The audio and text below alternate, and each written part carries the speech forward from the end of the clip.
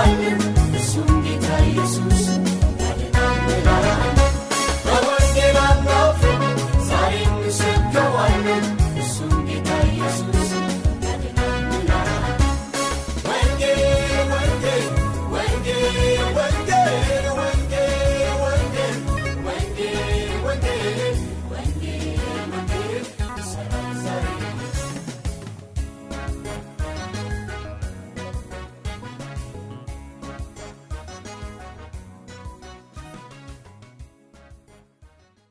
ሰላም ወገኖች፣ እንግዲህ ባለፈው ክፍል 1 ላይ እንደተመለከትነው የወንጌል ስርጭት አገልግሎት በሚመለከት ዋናው መሰረታዊና ቁልፍ የሆኑ ሀሳቦችን ስንመለከት ቆይተናል።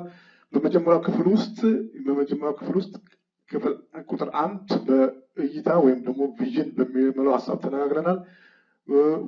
2 ቁጥር ደግሞ ላይ የእግዚአብሔርን ቃል በሚመለከት ለወንጌል አገልግሎት የእግዚአብሔር ቃል ዋናውና ቁልፍ እንደሆነ አይተናል። በሶስተኛ ደግሞ ጸሎት ለወንጌል እንደሚያስፈልግ እና ያለ ጸሎት ወንጌልን ስራ መስራት እንደማንችል ይህንን ሀሳብ አይተናል። በአራተኛ ቁጥር ላይ ደግሞ የመለኮታዊና የመንፈስ ቅዱስ ኃይል እና ወይም ደግሞ ቅባት እንደሚያስፈልግ ለወንጌል ይሄ ትልቅ ሚናና አስተዋጽኦ እንዳለው አይተናል። ያንን በሰፊው ያንን ክፍል 1 ማየት ይቻላል። በዛሬው ደግሞ ክፍል 2 ላይ የምንመለከታቸው ነጥቦች ደግሞ ያው ከ5 ጀምሮ ያለውን እንመለከታለን። በተራ ቁጥር 5 ላይ የምንመለከተው ላልዳኑ ሰዎች ሸክም ነው። በተራ ቁጥር 5 ላይ የምንመለከተው ላልዳኑ ሰዎች ሸክም ነው፣ ኮምፓሽን ወይ ደግሞ ከፍ ያለ ርህራሄ የሚለውን ሀሳብ ነው እና የመጀመሪያዎቹ ከ1 እስከ 4 ያሉትን ነገሮች ካለን ከተጠቀምን ከዛ ቀጥሎ ሸክም ያስፈልገናል፣ ርህራሄ ያስፈልገናል። ለማን? ለነፍሳት ርህራሄ ማለት ነው። በማንኛውም አገልግሎት ለማገልገል በዝማሬም ሆነ በጸሎት ወይም በማንኛውም አገልግሎት ለማገልገል ሸክም እንደሚያስፈልግ ሁሉ ወንጌልን ለመመስከር የነፍሳት ሸክም ያስፈልገናል። ወንጌልን ለመመስከር የነፍሳት ሸክም ያስፈልገናል። ክርስቲያኖች ወንጌልን ሁልጊዜ ለማሰራጨት በቅድሚያ የተለየ ሸክም እንዲኖራቸው ያስፈልጋል። ሁልጊዜ ለማሰራጨት ከፈለግን ወንጌልን ያው የተለየ ሸክም እንዲኖር ያስፈልጋል። የነፍሳት ሸክም ማለት ነው። የነፍሳት ሸክም የግድ ያስፈልገናል ማለት ነው። የወንጌል ምስክርነት ከህሊናና ከመንፈስ ቅዱስ ወቀሳ ለመዳን ብለን ብቻ የምናደርገው አገልግሎት አይደለም። ከህሊናና ከመንፈስ ቅዱስ ወቀሳ ብቻ ብለን የምናደርገው አገልግሎት አይደለም ማለት ነው። ስለዚህ በፍቅር የምናገለግለው እንጂ ለወቀሳ ከህሊና ወቀሳ ብለን ለምናደርገው ለነፍሳት ፍቅር ብለን ነው የምናገለግለው። ያለ ሸክም የምናደርገው ደግሞ አገልግሎት ፍሬያማ አይሆንም። ሸክም ከሌለን በውስጣችን ፍሬያማ የሆነ ስራ ልንሰራ አንችልም። ሸክም ካለን ደግሞ ወንጌልን በየቀኑ ለመመስከር እንተጋለን። ሸክም ሁልጊዜ በቃ ወደ ነፍሳት ወደ አህዛብ መሄድ ይለናል ማለት ነው። ስለዚህ ምን ካለን ሸክሙ ካለ ማለት ነው። ለዛም ደግሞ እንደገና ደግሞ ልዩ የሆነ ጊዜም እንመድብለታል ማለት ነው። በሳምንት 1 ቀን በሳምንት 2 ቀን እያልን በግላችን እንኳን ሳይቀር ለራሳችን ጊዜ ወስደን ያንን ነገር ለመስራት እንተጋለን ማለት ነው። ሁሉም ምዕመን ኳየር፣ ሰባኪ፣ አስተማሪ ማድረግ አይቻልም። ሁሉም ምዕመን ይቻላል አይቻልም። ሁሉም ምዕመን ጠቅላላ ኳየር ማድረግ አይቻልም። ሁሉም ምዕመን ሰባኪ ማድረግ አይቻልም። ወይም ደግሞ ሁሉም ደግሞ አስተማሪ ማድረግ አይቻልም። ነገር ግን እንደ እግዚአብሔር ቃል ግን ሁሉም ምዕመን የወንጌል መስካሪ ማድረግ ይቻላል። ይሄ እንግዲህ በጣም ትልቅ ሚና መጫወት ያለባት ቤተክርስቲያን ናት ማለት ነው። ቤተክርስቲያን ሁሉም ምዕመን ደንበኛ የወንጌል ሰባኪ ማድረግ ትችላለች። ስለዚህ ይሄ ደግሞ የጌታም ትእዛዝ ነው። ስለዚህ ጌታ ይህንን ትእዛዝ ነው እንድናደርገው ብትችሉ አድርጉ የሚል ሳይሆን ትእዛዝ ነው፣ ኮማንድ የሆነ ነው የተሰጠንና ወንጌል መመስከር እያንዳንዳችን ግዴታ ነው። ያው እኛ በተለያየ ምክንያት ተጽዕኖ ስለሚሆንብን ላናደርገው እንችላለን እንጂ ወንጌል መመስከር የእያንዳንዳችን ግዴታ ነው። ኮማንድ ነው የተሰጠን። ስለዚህ ሂዱ ነው የተባለው። ብትሄዱ ጥሩ ነው፣ ቢመቻችሁ ሂዱ ተብሏል። ሂዱ የሚል ቃል ነው የተሰጠን ማለት ነው። የወንጌል አገልግሎት በሌላ አገልግሎት ደግሞ ልንተካው አንችልም። የወንጌል አገልግሎት በሌላ አገልግሎት ልንተካው አንችልም ማለት ነው። ምክንያቱም አንዳንድ ጊዜ የተለያዩ አገልግሎት እናገለግላለን። ያንን አገልግሎት እናገለግለው የወንጌል አገልግሎት አድርገን እንወስደዋለን። ግን ልናውቅ ልናውቅና በደንብ አድርገን እንደ እግዚአብሔር ቃል ልንመለከት የሚገባን ወንጌል ሁለት አይነት አገልግሎት ነው። አንዱ ድጋፍ ሰጪ አገልግሎት ነው። ድጋፍ ሰጪ የወንጌል አገልግሎት ነው የሚባለው። ሌላው ደግሞ ቀጥተኛ የወንጌል አገልግሎት ነው ያለው። ስለዚህ ይሄ ድጋፍ ሰጪ የምንለው አገልግሎት የምንለው ገና ከመጀመሪያውም ጀምሮ ለወንጌል ስራ የምናደርጋቸው ዝግጅቶች ሁሉ ለወንጌል ስርጭት የምናደርጋቸው ዝግጅቶች ሁሉና እንደገና ደግሞ በቤተክርስቲያን ውስጥ ሁሉ የምናደርጋቸው ማንኛውም አገልግሎቶች የወንጌል ድጋፍ ሰጪ አገልግሎቶች ናቸው። ቀጥተኛ አገልግሎት የምንለው ደግሞ የወንጌልን አገልግሎት በቀጥታ ለአሕዛብ የምናስተላልፈው መልእክት ነው። እንግዲህ ስለዚህ በድጋፍ ሰጪ አገልግሎት ያለው ሁልጊዜ አማኝና አማኝ ነው፣ አገልጋይና ተገልጋይ ነው። ስለዚህ በአማኞች መካከል ነው የሚደረገው ድጋፍ ሰጪ አገልግሎቶች በሙሉ የወንጌል ድጋፍ ሰጪ። ቀጥተኛው የወንጌል አገልግሎት የሚደረገው ግን በአንድ አማኝና በአንድ አሕዛብ መካከል ነው። ስለዚህ ነው ወንጌል ቀጥተኛ ወንጌል አገልግሎት የምንለው ያው ወደ ውጭ የሚደረገው በቤተክርስቲያን ውስጥ ያለ አገልግሎት ሳይሆን ከቤተክርስቲያን ውጭ የሚደረገው አገልግሎት ነው ቀጥተኛ የወንጌል አገልግሎት የምንለው ማለት ነው። ስለዚህ በቤተክርስቲያን ውስጥ አገልግሎት በሙሉ ድጋፍ ሰጪነት የሚያገለግሉ አገልግሎቶች በሙሉ ያው በውስጥ በቤተክርስቲያን ውስጥ የሚደረጉ አገልግሎቶች በሙሉ ያው ድጋፍ ሰጪ አገልግሎቶች እንደሆኑ ነው የምንረዳው ማለት ነው። ቀጥታ የወንጌል ስርጭት በቤተክርስቲያን ውስጥ የሚደረገው ውጪ ነው። ስለዚህ አንድ ገበሬ ለምሳሌ እርስ ዘር ዘርቶ አርሶ ኮትኩቶ ፍሬውን የሚያስገባው የት ነው? እቤት ውስጥ ነው? አይደለም። ስለዚህ በወንጌል ውስጥ ፍሬያማ እንድንሆን ከፈለግን ፍሬውን ማግኘት የምንችለው ውጪ ነው። ስለዚህ ከቤተክርስቲያን ወጥተን የወንጌልን ስራ ስንሰራ ነው። ወንጌል በራሱ ደግሞ የምስራች ነው። ወንጌል በራሱ የምስራች ነው። ወንጌል በራሱ መልካም ዜና ነው። መልካም ዜና ደግሞ የሚናገር ተናጋሪ አይደለም። ምስራቹን የሚናገር አለ፣ ምስራቹን የሚሰማ አይደለም። ምስራች የሆነ ነገር ደግሞ ሁልጊዜ አዲስ ነው። አዲስ ዜና ነው። አዲስ የምስራች ነው። ስለዚህ መልካም ዜና ነው። ስለዚህ ይህን መልካም ዜና ላልሰሙት እንጂ የምናሰማው ለሚሰሙት አይደለም። የሚሰሙትን እናዘጋጃለን፣ እነሱ ሄደው ደግሞ ያንን መልካም ዜናውና የምስራቹን እንዲናገሩ እናደርጋለን ማለት ነው።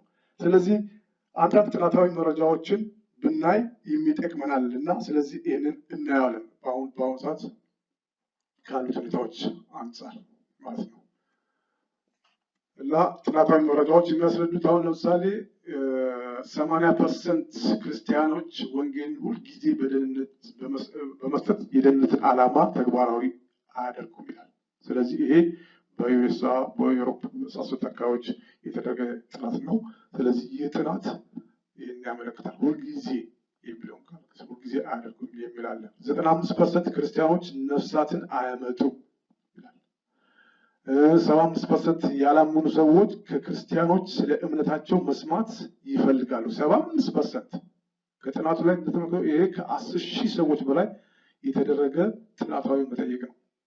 ስለዚህ 75% ያላመኑ ሰዎች ከክርስቲያኖች ስለ እምነታቸው መስማት ይፈልጋሉ ይላል። ይሄ እንግዲህ እንደ እግዚአብሔር ቃል እነዚህ የመዳን መንገድ ማን ያሳየናል የሚሉት እንደሆኑ ያመለክተናል ማለት ነው። ስለዚህ 75% ወንጌል መስማት ይፈልጋሉ ማለት ነው። እንደገና ደግሞ 25% ደግሞ ያላመኑ ሰዎች ከክርስቲያኖች ስለ እምነታቸው መስማት አይፈልጉም። ይሄ ልክ ልናነጋገራቸው ስንፈልግ እንደሚሸሹ ማለት ነው። ስለዚህ እነዚህ መስማት አይፈልጉም። ይህ ደግሞ በሌላ አመለካከት ይህ ወንጌል መመስከር ከማይፈልጉ ክርስቲያኖች ጋር ደግሞ በሀሳብ አንድ ያደርጋል። ምክንያቱም አሕዛቦቹ አይፈልጉም 25%፣ እኛ ደግሞ ወንጌል መመስከር የማይፈልጉ ደግሞ ክርስቲያኖች ከእነሱ ጋር ካለው ሀሳብ ጋር አንድ ያደርገናል ማለት ነው።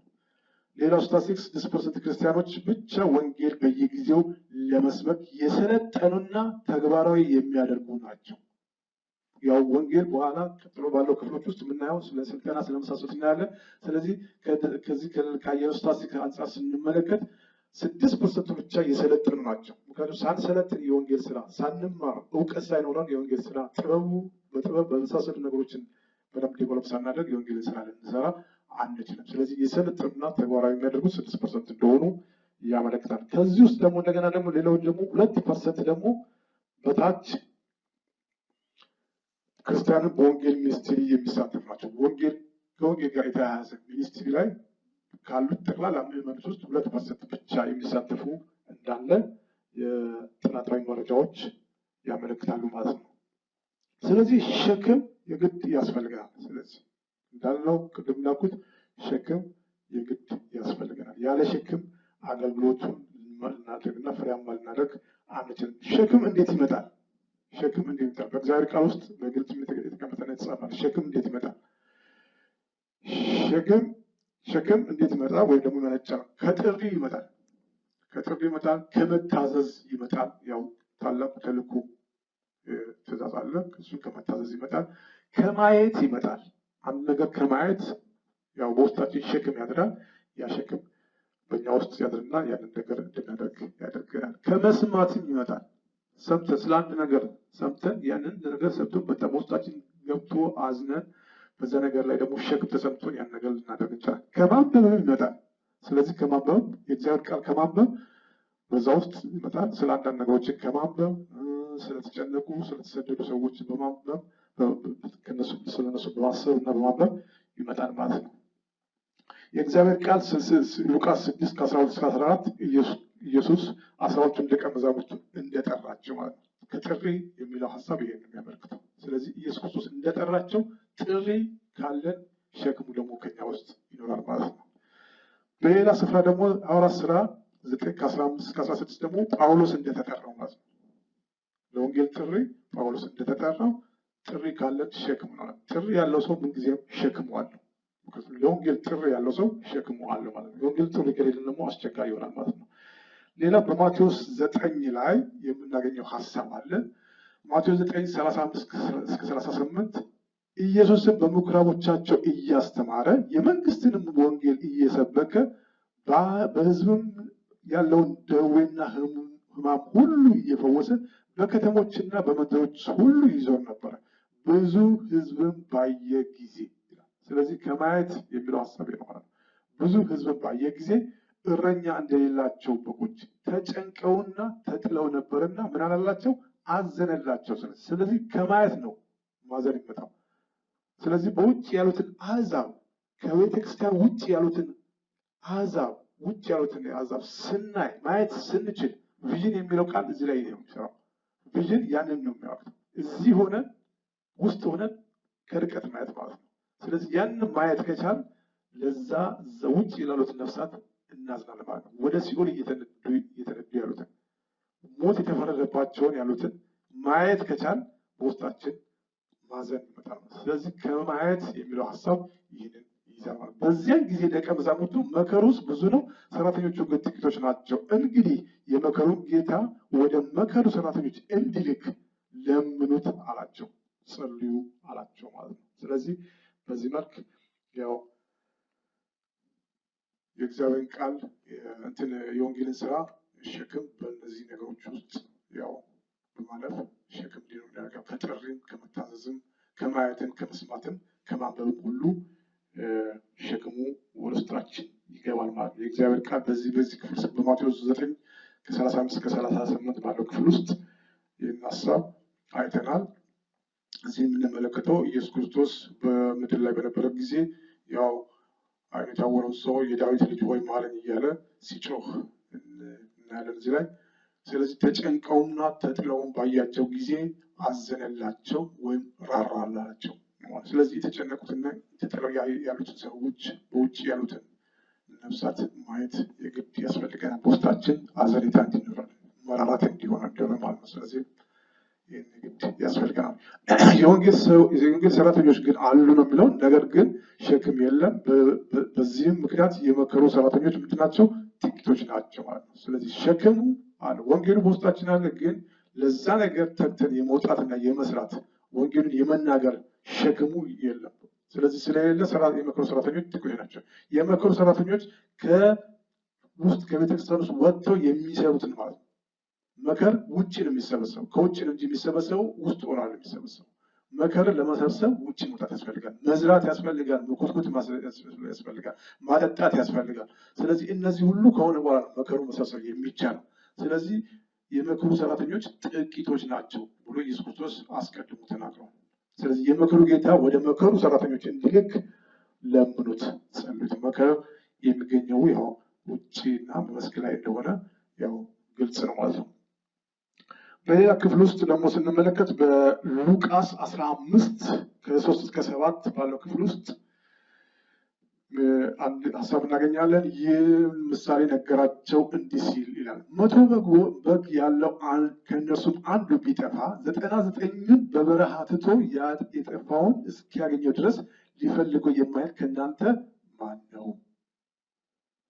ባገኘው ጊዜ ደስ ብሎት በጫንቃው ይሸከመዋል። ወደ ቤትም በመጣ ጊዜ ወዳጆቹና ጎረቤቶቹን በአንድነት ጠርቶ የጠፋሁትን በጌን አግኝቻለሁና ከእኔ ጋር ደስ ይበላችሁ ይላቸዋል። እንዲሁም ንስሐ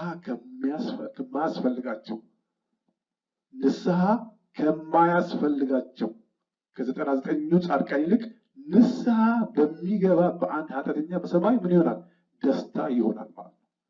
ስለዚህ ይህ 100 በጎች ያሉትን አንዱ ቢጠፋ 99ው ምን ብሎ ነው ያለው? 99ው ትቶ ነው የሚለው። 99 የት ነው ተጋጣጣቸው? በረሃ የተዋቸው 99 ጋር ምን አለ? የተለያዩ አገልግሎቶች አሉ። ምናቸው ቤተክርስቲያን ውስጥ የምናያቸው የተለያዩ አገልግሎቶች 99 ውስጥ ነው ያሉት። ግን ያ እረኛ የጠፋው በግ ፍለጋ 99ው ትቶ ነው የሚለው። እስከ መቼ ነው ታዲያ ትቶ ሄደው?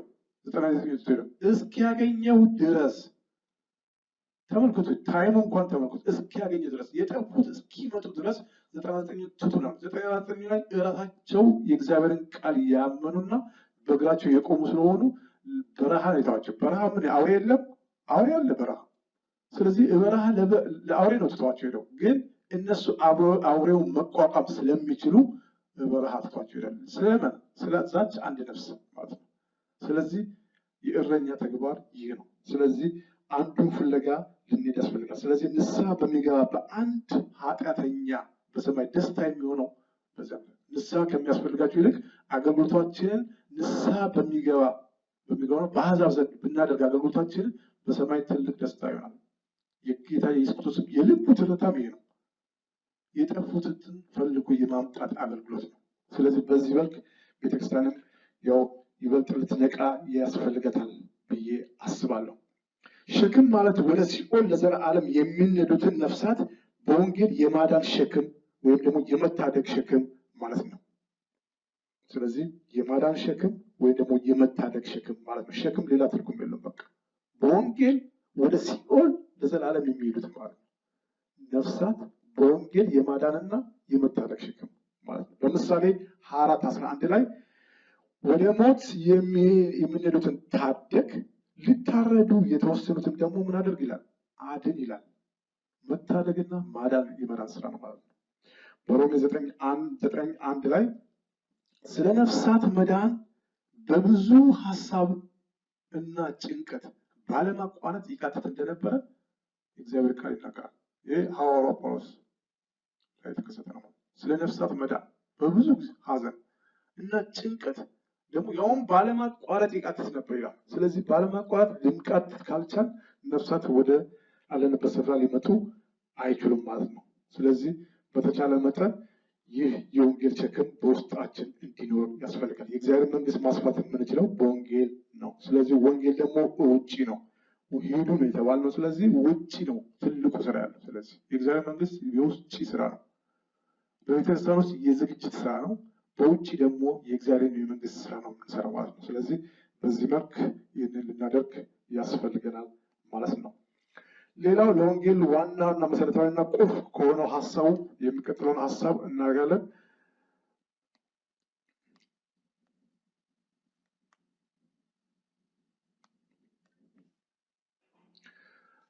የሚቀጥለው ሀሳብ 6ኛው ተራ ቁጥር ስልጠና ማድረግ ይሆናል። ኢኩዊፒንግ ቲዎሪ እና የተግባር ማለት ነው እና በኢኩዊፒንግ የምናደርግበት በስልጠና ማለት ነው።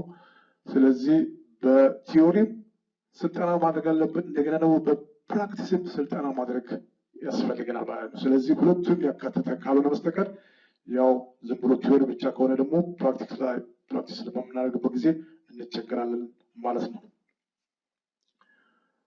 ኦኬ።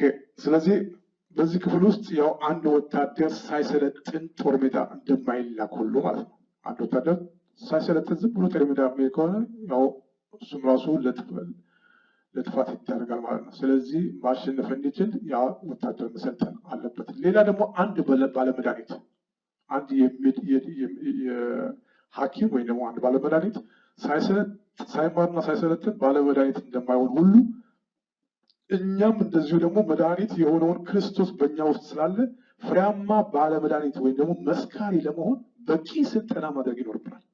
ስለዚህ ፍሬያማ የሆነ ባለመድኃኒት ወይም ደግሞ መስካሪ እንድንሆን በቂ ስልጠና ማድረግ ያስፈልገናል። ስለዚህ ይህንን የግድ ያስፈልጋል። ክርስቶስ የዓለም መድኃኒት ወይ ደግሞ መድኃኒ ዓለም ብለን እንደምንለው ማለት ነው። ስለዚህ ኢየሱስ ክርስቶስም ይህንን ተግባራዊ በዘመኑ አድርጎት አልፏል። ስለዚህ ቤተክርስቲያን አሁን ብዙ ያልተዘጋጀችበትና ተግባራዊ የማታደርገው አንዱ ነው አብዛኛው ቤተክርስቲያን። ስለዚህ ምዕመናንን በዚህ ነገር ላይ በደንብ ብቁ ማድረግና ማሰማራት አልቻለችም። ስለዚህ ለዚህ ነው የወንጌልን ስራ በሰፊው ለማንቀሳቀስና ለመስራት እያዳገተ ያለው ማለት ነው። ስለዚህ ኢየሱስ ደቀ መዛሙርቱን ሲያስተምርና ሲያሰለጥን እንደነበረ በሚቀጥለው ክፍል እንመለከታለን። ሉቃስ 10:3-7 ስንመለከት ኮረጆም ያው 3 ዓመት ተኩል ያው እንዳስተማራቸው ግልጽ ነው። በአራት ወንጌላት ውስጥ እናያለን። እዚህ ክፍል ላይ ስንመለከት ኮረጆም ከረጢትም ጫማም አትያዙ ይላል። እንግዲህ ይሄ ወደ ተግባር ላይ ካስተማራቸውና ካሰለጠናቸው በኋላ ነው። የተራራው ስብከት ላይ ባለው ውስጥ ብዙ ስለ እግዚአብሔር መንግስት ተናግሯቸዋል። ከዛ ላይ በተለያየ አጋጣሚ ደግሞ እሱ ወንጌልን እንዴት አድርጎ ለሰዎች እንደሚናገር አስተምሯቸዋል። መጨረሻ ደግሞ ሲልካቸው ያው ኮረጆም ከረጢትም ጫማም አትያዙ፣ በመንገድም ደግሞ ለማንም እጅ አትንሱ ይላል። በመንገድ ለማንም እጅ አትንሱ፣ ጊዜያችሁን ማንም ሰው እንዲያባክነው ወይም ደግሞ በዛ ለወንጌል ስራ የምትሄዱበትን እንቅፋት እንዳይሆን ለማንም እጅ አትንሱ ይላል። ወደምትሄዱበትን ቤት ሁሉ አስቀድማችሁ ምን በሉ? ሰላም ለዚህ ቤት ይሁን በሉ ይላል። ስለዚህ ይሄ ከስልጠና ጋር የተያዘ ነው። ሰላም ለዚህ ቤት ቁጭ አድርጎ ነው ይሄንን ሲሰብካቸውና የተራራው ስብከትም ከዚህ ጋር የተያያዘ ነው። ማቴዎስ 9:14 ስለ ጦም ደቀ መዛሙርቱን ኢየሱስን መጠየቃቸው እዛ ላይ እንመለከታለን። ይሄ እንግዲህ አንድ የዶክትሪን ጥያቄ ነው። ስለዚህ ወንጌል የሚሰብኩ ሰዎች ብዙ የተለያዩ ጥያቄዎች ከአሕዛብ ዘንድ ስለሚመጣላቸው አንዳንድ የዶክትሪን ጥያቄዎችን በዚሁ በስልጠና ውስጥ ነው ሊመለስላቸው የሚችሉት እና ስለዚህ የዶክትሪን ጥያቄዎችን በበቂ መመለስ የምንችለው ስልጠና ሲኖረን ነው። ስለዚህ ስልጠና ከሌለ አንዳንድ የሚነሱበት ጥያቄዎች ያንን ልንመልስ አንችልም ማለት ነው። ኢየሱስ ከመሰቀሉ በፊት ደቀ መዛሙርቱን ለ3 ዓመት ያህል ያው ካስተማራቸው በኋላ እንደጸለየላቸው በዚህ ክፍል ውስጥ እናያለን። ክፍሉን ማየት እንችላለን ማለት ነው።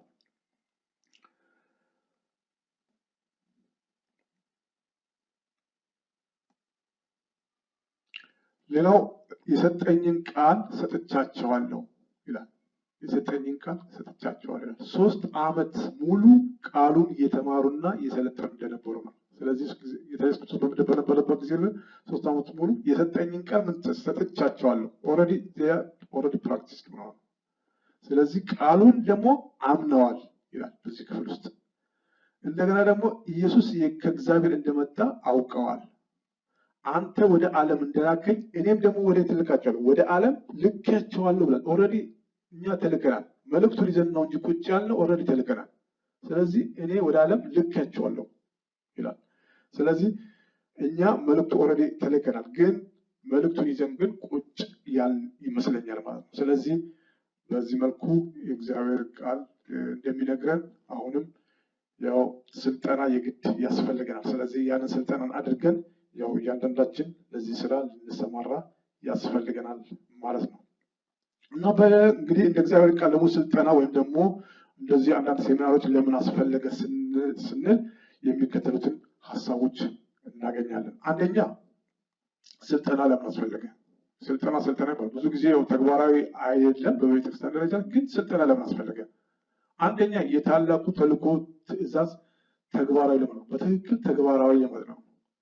ስለዚህ ተግባራዊ ለማድረግ አቅም የለም፣ ችሎታ የለም፣ ብቃትም የለም። ስለዚህ ያ ብቃት እንዲኖረን ለማድረግ ታላቁ ተልእኮ ተግባራዊ ማድረግ ያስፈልገናል ማለት ነው። ማርቆስ 16:15 ታላቁ ወደ ዓለም ሁሉ ሂዱ ወንጌልን ለፍጥረት ሁሉ ስበኩ ተብሎ ተነግሯል። ታላቁ ተልእኮ ደግሞ በማቴዎስ 28 ከ18 እስከ 20 ድረስ ተጽፈዋል። ሰብ ክፍል ማየት እንችላለን። ሌላ ሁለተኛው ደግሞ ለመላክ ወይም ደግሞ ለመሰማራት ነው። ስለዚህ አንድ ሰው ለመላክ የሚላከውን መልእክት መጀመሪያ ማስያዝ ያስፈልገናል።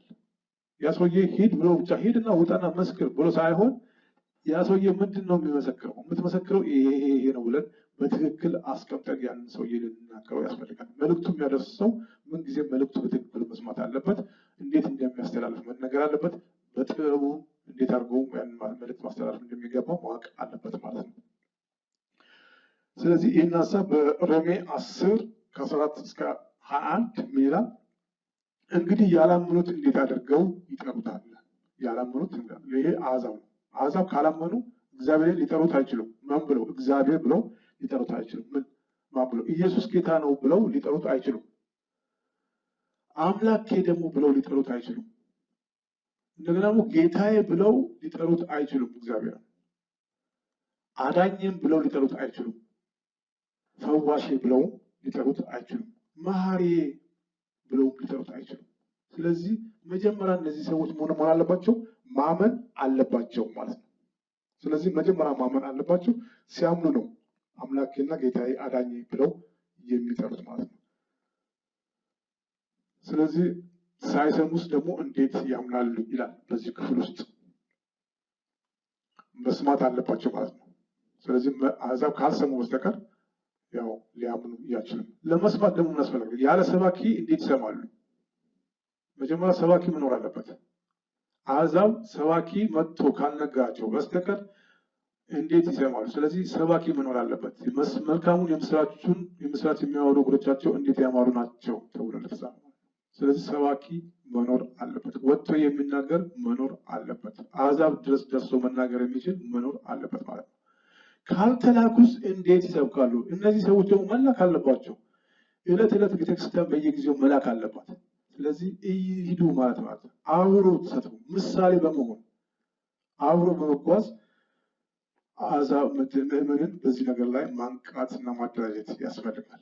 ሁሉም ሰባኪ እንዲሁ ካስፈለገ አርአያና ምሳሌ መሆን አለ። ኢየሱስ ክርስቶስ 3 ዓመት ተኩል እራሱ እየሄደ እየሰበከ የሚያሳያቸው እንጂ እሱ አንድ ጊዜ በቃ እንዲህ ነው የምታደርጉት ብሎ ሰብኳቸው በቃ ሄዱ ብሎ ቤቱ አልተቀመጠም። 3 ዓመት በኩል በዚያን ጊዜ ባለው ሁኔታ ሁሉ ሆኖ በእግሩ ከቦታ ቦታ እየተንቀሳቀሰ በየምኩራብ ሁሉ ይሰብክ እንደነበረ አይተዋል ደቀ መዛሙርቱ። ስለዚህ ለዚህ ነው ሐዋርያው ጳውሎስም አገር እያቋረጡ ሲሰብኩ የከረሙት ለዚህ ነው።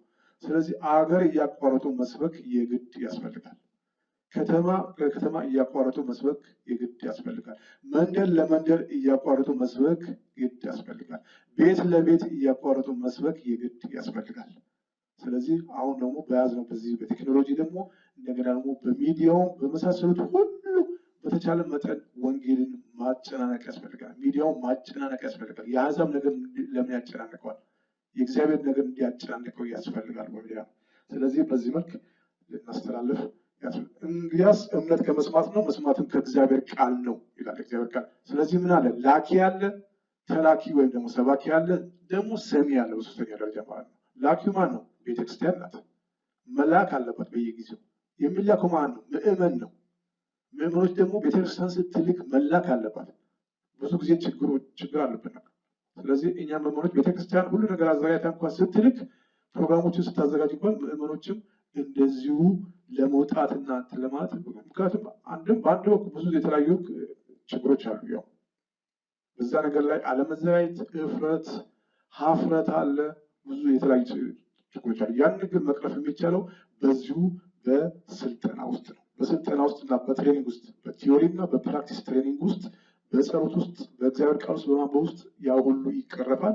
ስለዚህ ሰው ሙሉ ድፍረትና ትኖት ያለ እፍረትና ያለ ፍርሃት ማገልገል ይችላል ማለት ነው። ስለዚህ ሰሚዎቹ ደግሞ ያው እንደምናውቀው አሕዛብ ናቸው ማለት ነው። በማቴዎስ 10:5 ላይ እነዚህን 12ቱን ኢየሱስ ላካቸው ይላል። እነዚህ 12ቱን ኢየሱስ ላካቸው፣ አዘዛቸውም እንዲህም አለ፣ በአሕዛብ መንገድ አትሂዱ፣ ወደ ሳምራውያንም ከተማ አትግቡ ይላል። ስለዚህ ወደ ሳምራውያን ከተማ አትግቡ ይላል። በሌላ ክፍል በዮሐንስ 21 ከ15-17 የዮና ልጅ ስምዖን ሆይ ከእነዚህ ይልቅ ትወደኛለህ ይላል ነው ጴጥሮስ ጌታ ኢየሱስ ክርስቶስ የተናገረው ነው። ከእነዚህ ይልቅ ትወደኛለህ ይላል። ከእነዚህ ይልቅ ትወደኛለህ ይላል። ከሌሎች አማኞች ይልቅ ለእኔ ትወደኛለህ። አንደኛ ግልገሎችን መግብ ይላል። እዚህ የተናገረው ግልገሎች ናቸው። በጣም ሕፃን የሆኑ ግልገሎች ናቸው። እነዚህ ገና ጌታን የተቀበሉ የቅርብ ጊዜ አማኝ የሆኑ ማለት ነው። እነዚህ በእግዚአብሔር ቃል መመገብና ማሳደግን ይመለከታል ማለት ነው። ግልገሎችን መግብ ይላል። በእግዚአብሔር ቃል መመገብ ዕለት ማለት ነው። ቤተክርስቲያን ይህን እያደረገች ነው ያለችው እና ግልገሎችን መግብ የቃሉን ወተት መመገብ ማለት ነው። ሌላው ሁለተኛው ደግሞ በሁለተኛ ጊዜ አሁንም ትወደኛለህ ብሎ መስጠይቆ በሁለተኛ ጊዜ ምንድነው ጠቦቶችን ምን ጠብቅ ይላል። ጠቦቶች ደግሞ ከግልገል ያደገ ነው፣ በእድሜም ያደገ ነው። እንግዲህ በጌታ ደግሞ የተወሰነ ዓመት የቆጠሩ ያምና የቆዩ ማለት ነው። እነዚህን ደግሞ ጠብቃቸው፣ በምን ከጠላት ጠብቃቸው፣ ከተኩላና ከሐሰት ትምህርቶች ጠብቅ ነው የሚለው። ስለዚህ ከሐሰት ትምህርቶች ለመጠበቅ ጠንከር ያሉ ትምህርቶችን ያስፈልጋሉ ማለት ነው። በቤተክርስቲያን ውስጥ ጠንከር ያሉ ትምህርቶች አጥንት እንደመቆጠም ያለ ትምህርት ማስተማር ያስፈልጋል ነው። ዶክትሪናል የሆነ ትምህርት ማለት ነው ማስተማር ያስፈልጋል ማለት ነው። በሰል ያ ትምህርት ያስፈልጋል ማለት ነው። ስለዚህ እነዚህ ነገሮች ማለት ነው። እንደገና ደግሞ ጌታ ኢየሱስ አሁንም ትወደኛለህ ብሎ ለሶስተኛ ጊዜ እንደተናገረው እንመለከታለን እዚህ ላይ። እንደውም ሶስተኛው ጊዜ እንደውም ጴጥሮስ እንዳዘነ ነው እዛ ክፍል ውስጥ የሚናገረው። ስለዚህ በዛ ጊዜ ምንድን ያለው በጎችን አሰማራ አለ። ይህ ሶስተኛው ደግሞ ትልቁና ታላቁ ተልእኮ ነው። በጎችን አሰማራ። ማሰማራት ማለት እንደመጀመሪያው አሰማራ የግልገሎች ማሰማራት ሳይሆን ወይ ደግሞ መመገብ ሳይሆን በጎችን አሰማራ። አዘጋጅተህ ምን ብለህ መስክ ላይ ልቀቃቸው። ምን ለወንጌልና ለልዩ ልዩ አገልግሎት ስራ ማለት ነው። ስለዚህ ለወንጌልና ለልዩ ልዩ አገልግሎት ትልቁ ደግሞ ማሰማራት ውጭ ያሉትን ነፍሳትን የማዳንን ስራ የሚመለከት ነው ማለት ነው። ስለዚህ ሶስተኛው ለወንጌል ስራ ማሰማራት እረኛ በጎችን እንደሚያሰማራ ማለት ነው። አማኝ ሁሉ ለወንጌል ስራ መሰማራት አለበት። እረኛ በጎችን እንደሚያሰማራ ለወንጌል ስራ መሰማራት ብዙ ስራ የሚጠይቅ ስለሆነ ወደ ተግባር ለመምጣት ጥናታዊ መረጃ እንደሚያመለክተው ቤተክርስቲያን በብዙ ስትቸገር ትታያለች።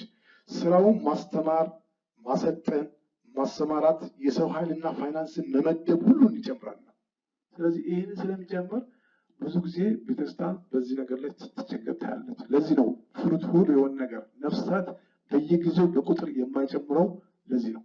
ስለዚህ የነፍሳት ቁጥር ዕለት ዕለት እንዲጨመር ከተፈለገ እነዚህ ነገሮች ማድረግ አለበት። ሰው ሁሉ የሚንቀሳቀስ ለወንጌል ስራ የሚንቀሳቀስ ከሆነ ያው ያ በተግባር ይሆናል ማለት ነው። ስለዚህ ይህንን በደንብ እንመለከተው ያስፈልጋል። ሌላው ማቴዎስ 10:5 እነዚህን 12ቱን ኢየሱስ ላካቸው አዘዛቸውም እንዲህ ማለት በአሕዛብ መንገድ አትሂዱ፣ ወደ ሰማርያ ከተማ አትግቡ፣ ይልቅስ ለእስራኤል ቤት ወደሚሆኑ ወደ ጠፉት በጎች ሂዱ እንጂ ይላል። ሄዳችሁ መንግስተ ሰማያት ቀርባለችና ንስሐ ግቡ ብላችሁ ስበኩ። መንግስተ ሰማያት ቀርባለች ብላችሁ ስበኩ ይላል።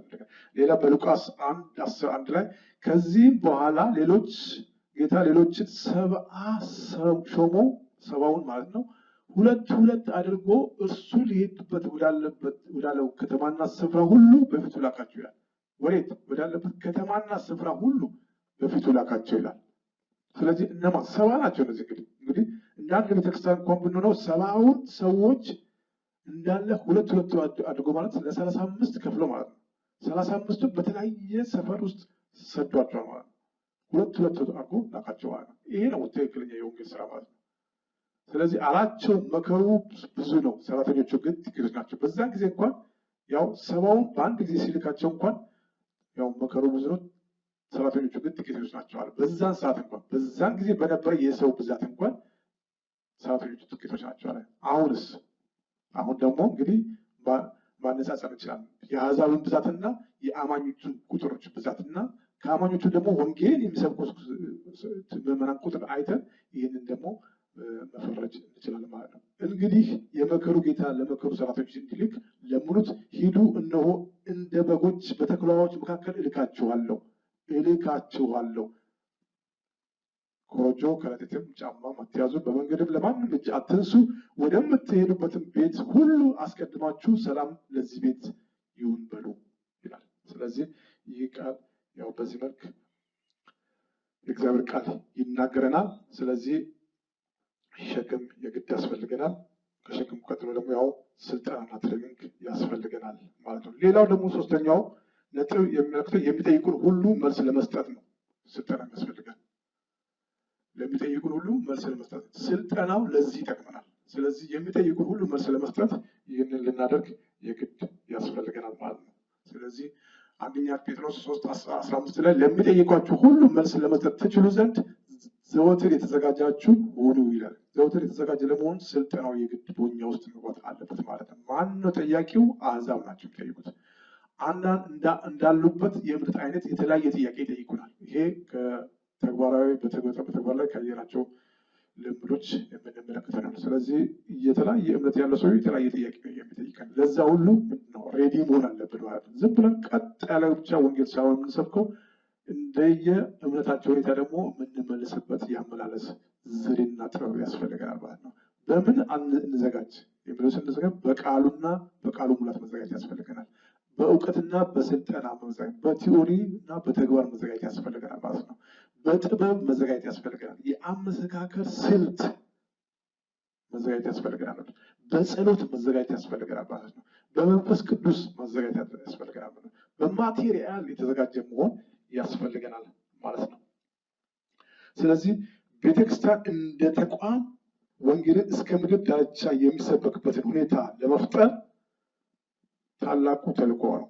ይሄ ምንም ጥርጥር የለውም። ቤተክርስቲያን በምድር ላይ የተቀመጠችው ወንጌልን ለማስተላለፍ ብቻ ነው። ስለዚህ ታላቁ ተልእኮ ይሄ ብቻ ነው። ስለዚህ ሁኔታዎችን በመፍጠር ያው ወንጌልን ለምድር ሁሉ ማድረስ አለበት። በምድር ላይ የተተከለችው ዋናው ዓላማ ለዚሁ ነው። ዋናው ዓላማ ለሰው ልጆች ብርሃን በመሆን ከታሰሩበት እስራት እንዲፈቱ ነው። ዋናው ዓላማ ይሄ ነው። በምድር ላይ እንደ አምባሳደር ሆና የተቀመጠችው ተልእኮ ይሄ ነው። ለሰዎች ልጆች ብርሃን በመሆን ከታሰሩበት እስራት እንዲፈቱ ነው። ስለሆነም የወንጌል መልእክተኞችን አሰልጥና እና ምሪትን ሰጥታ ለወንጌል ማሰማራትና ተከታታይነት ያለው እንቅስቃሴ በሁለንተናዊ ድጋፍ ጋር ማድረግ ይኖርበታል። ተከታታይነት ያለው እንቅስቃሴ በሁለንተናዊ ድጋፍ ጋር ማድረግ ይኖርበታል። ምን አደረጋ? አሰልጥና እንደገና ደግሞ ምሪትንም ሰጥታ ማለት ነው። ስለዚህ በእነዚህ ሁሉ ትኩረት ያለውን ስራ ልትሰራ ይገባል ማለት ነው። እና የስልጠናው ዋናው ትኩረት ምንድነው ብንል አንደኛ እንዴት ሌሎቹን ወደ ክርስቶስ እንመራለን ነው። ቅድም አንዳንዶቹ ሀሳቦችን ለመጥቀስ ተሞክሯል። ሁለተኛው የቃሉ እውቀትና ሙላት በወንጌል ዙሪያ ማለት ነው። ይህንን ትኩረት ዋና የስልጠናው ትኩረት የቃሉ እውቀትና ሙላት በወንጌል ዙሪያ ብቻ ማለት ነው። ሶስተኛ ለወንጌል ስርጭት የሚረዱ ልዩ ልዩ ሀሳቦችን ማወቅ ያካትታል ማለት ነው። አራተኛ እንዴት አድርገን ለሰዎች እንደምንመሰክር እንደምንናገር ማለት ነው። እንዴት አድርገን ሰዎች እንደምንመሰክርና እንደምንናገር ማለት ጥበብ፣ ስልትና ዘዴዎችን እንዲኖረን ለምሳሌ ያህል ኦርቶዶክሱን በሚመሰክርበት መንገድ እስላሞችን አንመሰክርም።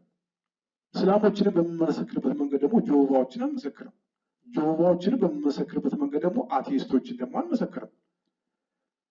ኢየሱስ እኔ የመጣሁት ለበሽተኞች ወይም ደግሞ የአለማመን በሽታ ላላቸው እንጂ ለጤነኞች አይደለውም እንዳለ የሰዎች መንፈሳዊ በሽታ የተለያየ ነው።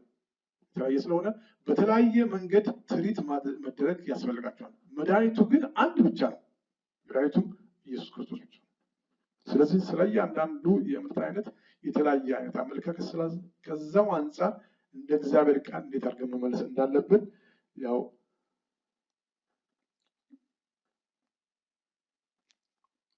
ላውቅ ያስፈልገናል ማለት ነው።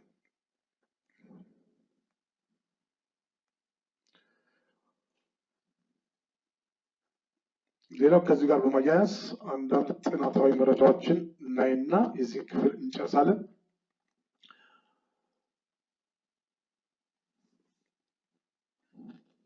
ጥናታዊ መረጃ እዚህ ላይ የሚያመለክተው 4% ቤተክርስቲያናት በቂ ትምህርትና ስልጠና ለመስጠት ለወንጌል የተሰማሩ እንደሆኑ ያመለክታል።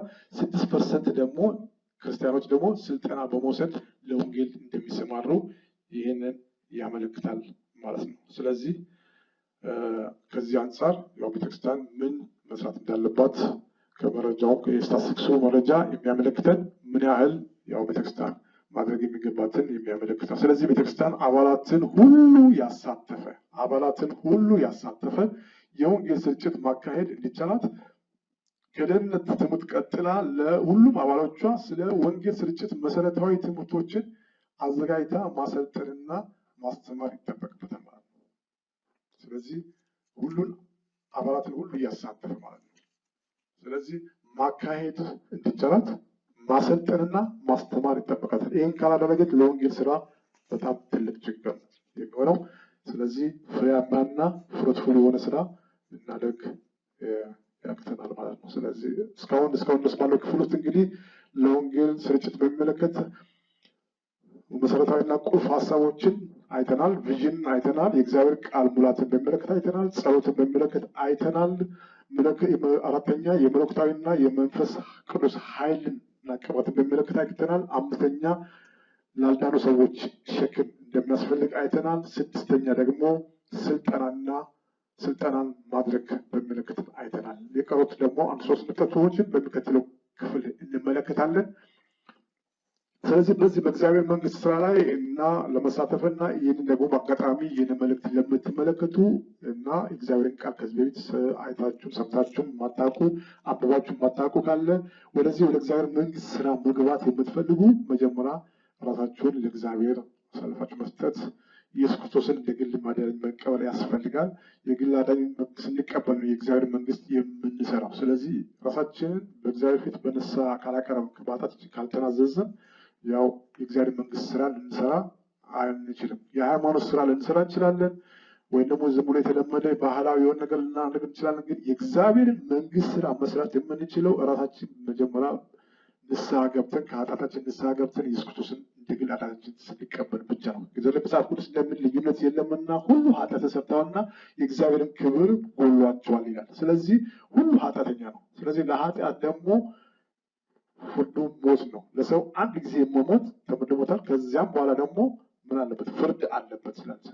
ስለዚህ ከዚህ ኃጢአትና ፍርድ ደግሞ ለመዳን የምንችለው ከዘላለም ሞት መዳን የምንችለው ደግሞ ኢየሱስ ክርስቶስን ስንቀበል ነው። ስለዚህ ምን ድነው በሱ ነው። መዳን በሌላ በማንም የለም።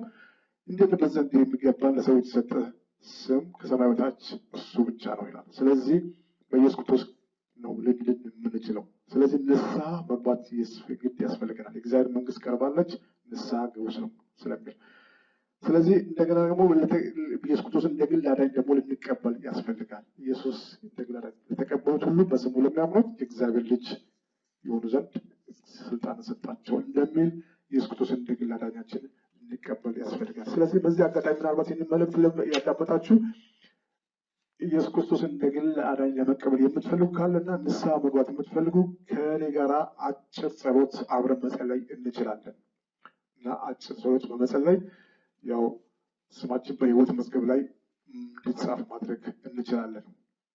እንጸልያለን። ጌታ ሆይ ቃል እንደሚለው ኃጢአተኛ መሆንን አምናለሁ። በሰራሁት መልካም ስራ ብቻ እንደማልድን ተረድቻለሁ። ጌታ ኢየሱስ ሆይ የእግዚአብሔር ልጅ እንደሆንክ አምናለሁ። እኔን ለማዳን ከአብ ዘንድ መጥተህ የመስቀል ሞት እንደሞትክልኝና በሶስተኛውም ቀን እንደተነሳህ አምናለሁ። ስለዚህ በዚች ደቂቃ ኃጢአተኛ መሆኔን አምኜ በፊትህ ከልቤ ንስሐ እገባለሁ። በአዳም በኩል የተላለፈውንና ያደረግኩትን ኃጢአትና በደል ሁሉ ይቅር በለኝ። ጌታዬ እንደ ግል አዳኝና መድኃኒቴ አድርጌ እቀበላለሁ። ስሜን በሕይወት መጽሐፍ ላይ ጻፍልኝ። ከአሁን ሰዓት ጀምሮ የሕይወቴ ገዢ እንድትሆን እለምንሃለሁ።